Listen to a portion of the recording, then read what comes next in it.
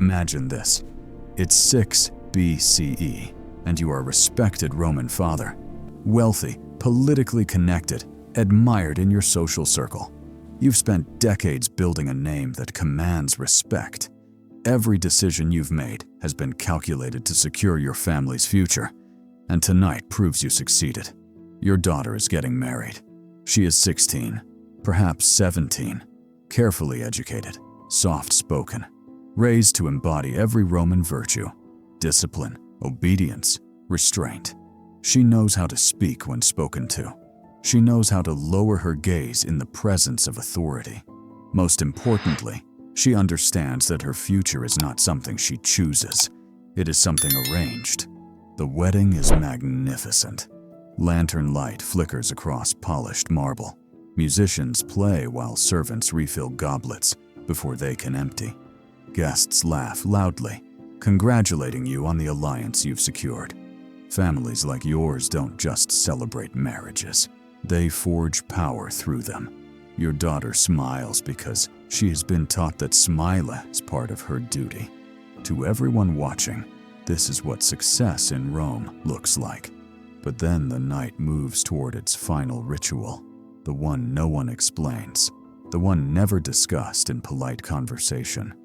As attendants prepare to lead your daughter away, she turns back just once. Her eyes search for yours across the crowded hall. There is something new in them now: confusion, fear, a question she doesn't yet know how to ask. You look away, not because you don't love her, but because you know exactly where she is about to go. And you know you cannot stop it. Tonight, she will undergo a ritual Rome buried so deeply that historians are still struggling to fully reconstruct it centuries later. What you are about to hear is not legend. It is not rumor. It is rooted in documented practices, fragments scattered across legal texts, philosophy, archaeology, and art, revealing a chilling intersection of religion, authority, and social control that forces us to reconsider what ancient Rome truly was. Welcome to Hidden Secret Tales. Tonight we uncover the secret Roman marriage ritual history tried to erase. To understand this ritual, we must first understand a difficult truth. Marriage in ancient Rome was not primarily about companionship. It was about transfer. A daughter moved from the legal authority of her father, known as patria potestas, into the control of her husband. This transition was formal, binding, and recognized by law. The Romans even had a word for the process: manus, literally meaning hand, but legally implying possession. Before that transfer could be finalized, however, another requirement appeared repeatedly in religious and legal references. A bride had to be purified. That is the exact terminology found in several classical sources. Purification. The word sounds harmless, almost ceremonial, until you begin asking what the Romans believed needed cleansing. Roman religion operated on a principle that feels unsettlingly transactional to modern ears. You gave something to the gods gave something back. Farmers offered grain for fertile harvests. Generals sacrificed animals before battle. Families poured wine onto altars, seeking protection. Exchange governed everything. So when it came to marriage, one of the most important social contracts in Roman life, the expectation of an offering followed naturally. But what could a bride possibly offer? According to scattered references tied to fertility cult practices, particularly those associated with the goddess Bona Dea, the offering was symbolic but deeply personal. The bride herself became part of the sacred transition. Before she belonged to her husband, she belonged, briefly, ritually, to the divine order that governed Roman society. And that is where the story becomes deeply uncomfortable. For generations, historians debated whether certain ritual spaces discovered beneath Roman religious sites had anything to do with marriage preparation. Then archaeology complicated the discussion. Beneath several temple complexes, including one associated with Bona Dea on the Aventine Hill, researchers uncovered underground rooms deliberately constructed rather than repurposed. These were not tombs, not storage areas, not defensive tunnels. They were intentional spaces. Stone platforms carved directly from bedrock, drainage channels built into the floors, doors designed to close securely from the outside. When one chamber was carefully documented in the early 2000s, investigators noticed something else. Inscriptions, names, hundreds of them, all female, each paired with a date. When those dates were compared with surviving civic calendars, a pattern appeared. They aligned closely with known wedding periods. One archaeological report cautiously concluded that the chamber seemed connected to a premarital ritual process. Academic language tends to be careful, sometimes almost painfully so. When scholars say something is not explicitly described, it often means the evidence points strongly in one direction, but the surviving texts stop just short of spelling it out. Why? Because later generations worked very hard to erase uncomfortable practices. Oddly enough, some of the clearest hints come from Roman theater. The playwright Plautus, writing in the early 2nd century BCE, made passing references to a custom that later editors aggressively censored. Only fragments survive. In one exchange, a character remarks, "The gods take their portion before any man. It has always been so." Another voice asks what the bride receives in return. The reply, "The blessing of purification." The line that followed, preserved only in damaged manuscripts, suggests the experience was not universally welcomed. Later, copyists removed it, which raises an uncomfortable question. Why censor a joke unless audiences immediately recognized the reality behind it? The philosopher Lucretius addressed religious power far more directly. Writing in the 1st century BCE, he warned about the dangers of unquestioned tradition, arguing that when authority cloaks itself in divinity, people often stop asking moral questions. One surviving passage criticizes sacred rites that inspire fear rather than reverence, suggesting that religious language can sometimes protect human abuses from scrutiny. His message wasn't aimed at one single ritual. It was broader, but within the context of marriage practices, his warning feels chillingly relevant. When society labels something divine, resistance becomes nearly impossible. Now place yourself again in the role of that Roman father. You understand the expectations. You know certain rites must be observed. Refusing them wouldn't just be controversial. It could jeopardize your family's reputation, alliances, even legal standing. Because in Rome, religion and law were not separate worlds. They reinforced each other. Priests held social authority. Custom carried legal weight. Tradition defined morality. If a ritual was declared necessary for a lawful marriage, few families would dare challenge it, not publicly. One of the reasons historians struggle to reconstruct these rites is not a lack of intelligence or curiosity. It is silence.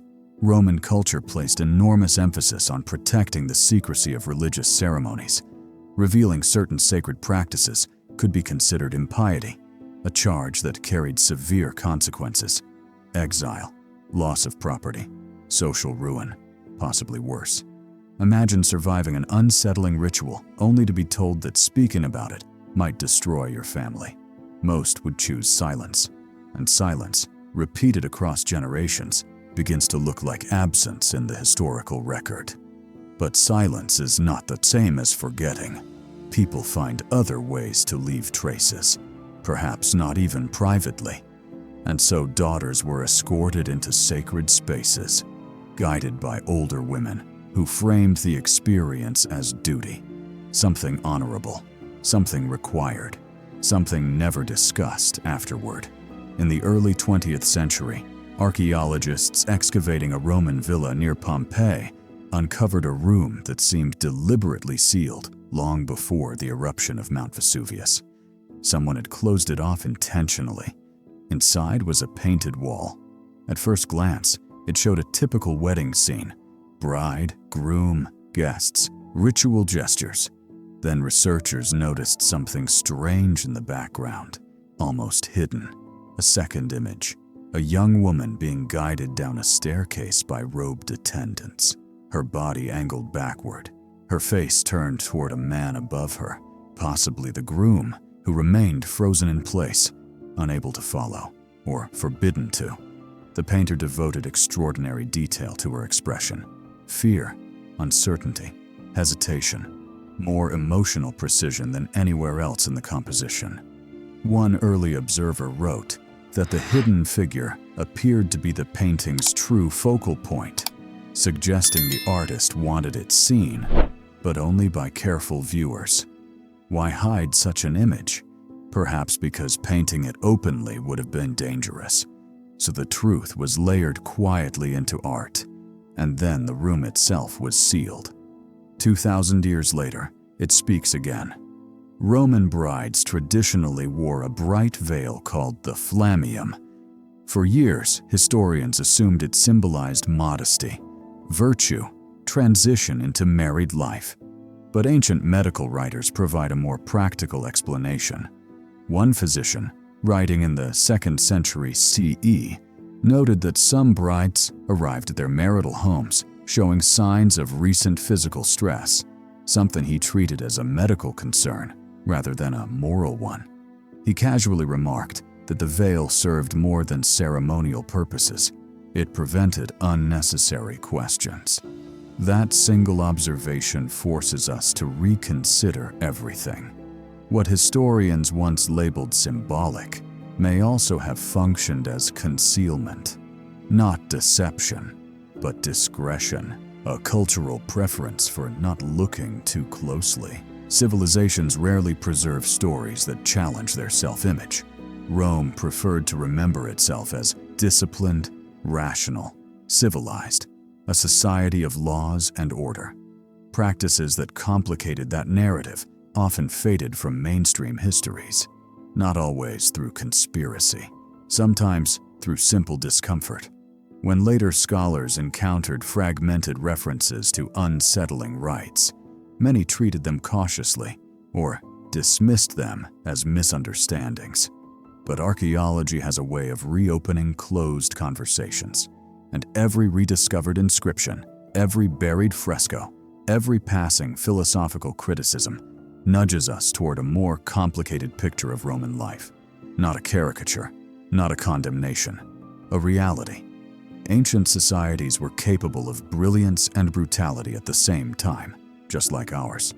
So what does this secretive ritual, whatever precise form it took, ultimately tell us? It reminds us that power often hides behind language. Call something tradition, and people accept it. Call it sacred, and fewer still will question it. Blend religion, law, and social expectation together, and resistance becomes almost unthinkable. The most effective systems are not enforced through constant violence. They are maintained through belief, through normalization, through the quiet understanding that this is simply how things are done. And perhaps the most haunting part of all, many participants likely convinced themselves the ritual was necessary, protective, even honorable. History rarely divides people cleanly into villains and victims. More often, it reveals ordinary individuals operating inside structures they did not feel empowered to challenge. None of this erases Rome's achievements. Its architecture reshaped cities. Its legal principles influenced governments. Its literature still moves us. But acknowledging greatness should never require ignoring darkness. Because the past is not meant to comfort us. It is meant to teach us. While we examine traditions honestly, even the unsettling ones, we sharpen our ability to recognize how authority works in any era, including our own. The next time you picture an ancient Roman wedding, the torches, the music, the silk veils, remember that beneath the celebration may have existed rituals few dared describe, Stories nearly lost, but not completely, because history does not only belong to emperors and generals. Sometimes it survives in scratched names on stone walls, in censored lines of forgotten plays, in frescoes hidden behind sealed doors. If this story changed the way you see ancient Rome, you're exactly why Hidden Secret Tales exists, to uncover the chapter's history almost erased. And the deeper you look into the ancient world, the more you realize how much is still waiting to be found.